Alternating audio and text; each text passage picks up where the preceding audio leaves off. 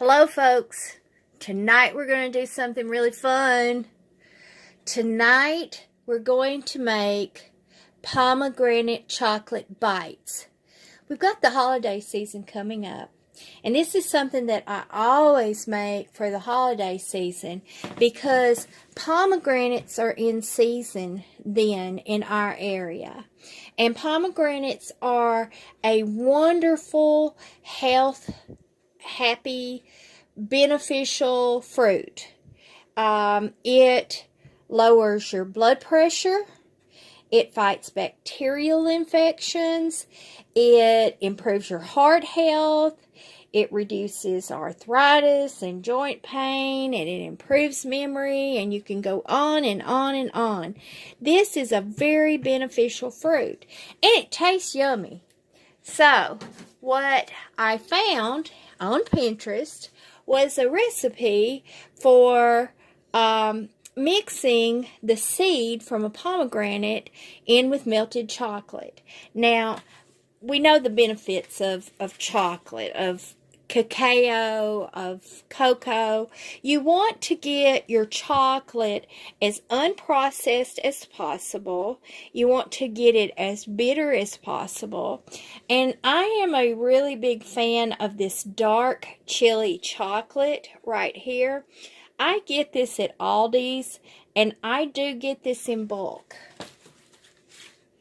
I usually get 4 to 6 of these at any given time because my local Aldi's is a distance from me, and I do like to make these.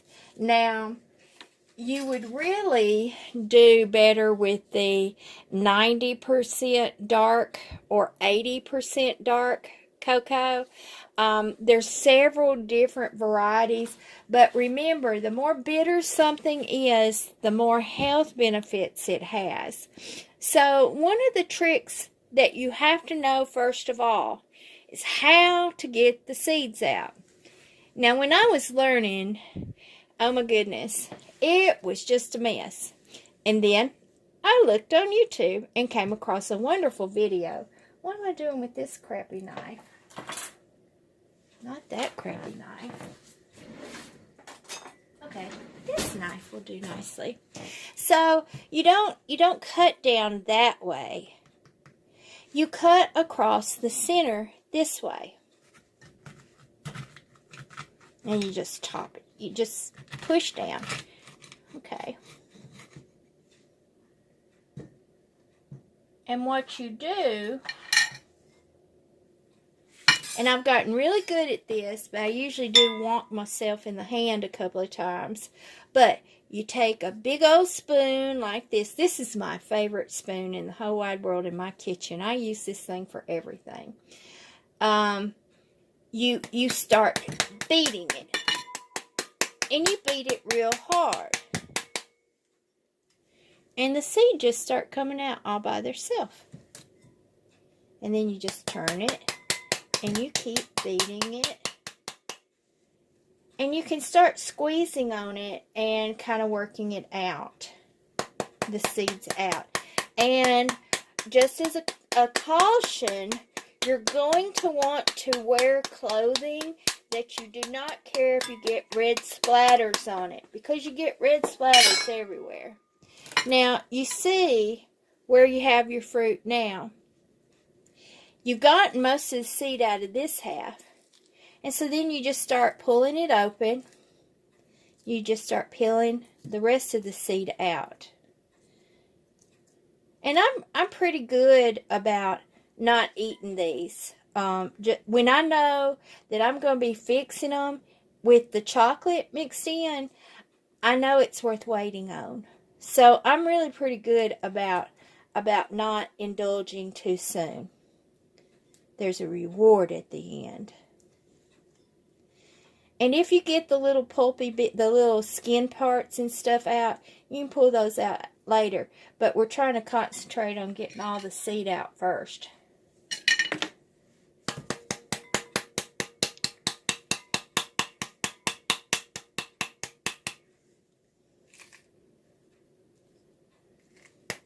And I have some land in Arizona, and I'm very excited about one of these days when I retire, I get to go out there and live, because one of the things that I'm going to grow is pomegranate trees and avocado trees. They actually have a wild avocado. It's called the Arapapi avocado that grows there in Arizona. I'm very excited about that. But we finished pulling all the seed out. And you know, before we had the interstate trucking system that we do now. God bless truckers. They are what gets our food to us, our goods to us. I did not grow up with being able to have pomegranates. This was something foreign to me. This was something that only wealthy families got to have, not farmers' families. And so this was, at one time in the country, this was a symbol of wealth. Pomegranates were. And you would only find them usually on the seacoast, on the various coasts, because that would be where they would come in through. But now, pomegranates do keep very well. I usually pretty much stock up on them, and I can keep them just on my counter usually through February. Okay, now I've got me a nice bunch of pomegranate seed and red fingers. So now we're going to place that to the side, and we're going to stick our chocolate in the microwave. I'm just going to turn on 1 minute to begin with, because I don't want to burn it or overdo it. I've got to find my parchment paper.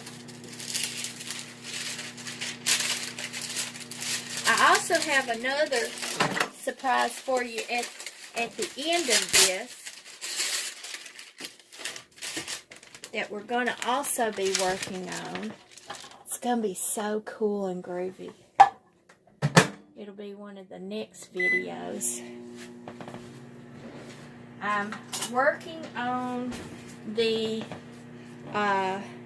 ginger bug, a raspberry bug, and a blackberry bug. Those are fermented beverages that you can do yourself, a homemade soda that you can do yourself. But I have to get the one staged that I can show you at the completed end of it, so that then when I show you the process, then I can show you the completed end of it. So that will be coming along too. Okay, now we've got our chocolate melted. Oh my God, that smells so good. I absolutely love spicy mixed in with chocolate. I love jalapeno in chocolate, chili in chocolate, cayenne in chocolate. It is a very good pairing for food. Okay, so what we start doing is we just start throwing our pomegranates over in here and then mixing them in. Okay. And I hope I didn't put too much chocolate in there. There is no exact science, because it varies with the size of your pomegranate. There are times that you can find very large ones in the market. You can find smaller ones. I don't want to put too much of the juice in there, because then that will keep the chocolate from setting up good. And then I'll drink that. Okay. We're going to finish stirring it up really good. And if you've ever made those no-bake cookies, this is very similar to that. Now, at this time, you could also throw some crushed pecans in there. I have done that. It makes a nice little nutty crunch along with the sweet of the fruit and then the sweet of the chocolate. So then you're going to just spoon them out like that. You're just going to make little clusters. That's all you're going to do. Now, these are absolutely a huge hit at holiday parties. That's what made me think of it. We're getting near the holiday time, and this is one of those things. It's not completely bad for you. I would not call it a health food, but it is not a bad treat. It is a good middle ground. Okay, so I'm just going to put those right there.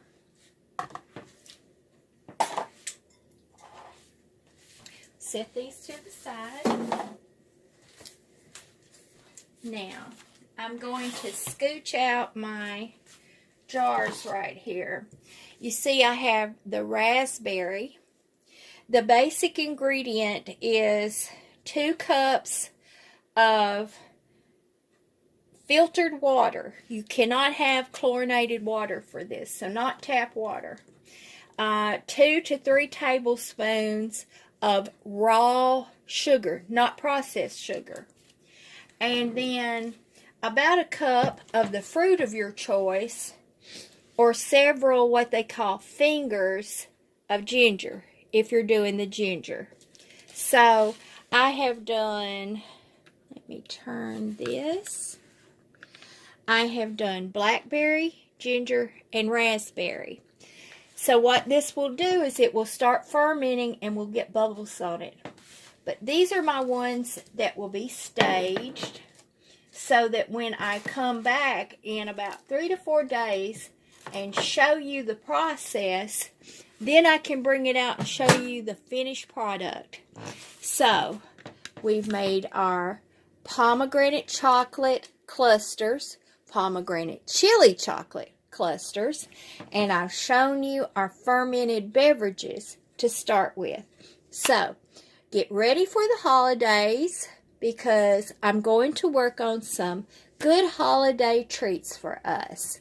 So, have a good evening, and I'll see you later. Goodbye.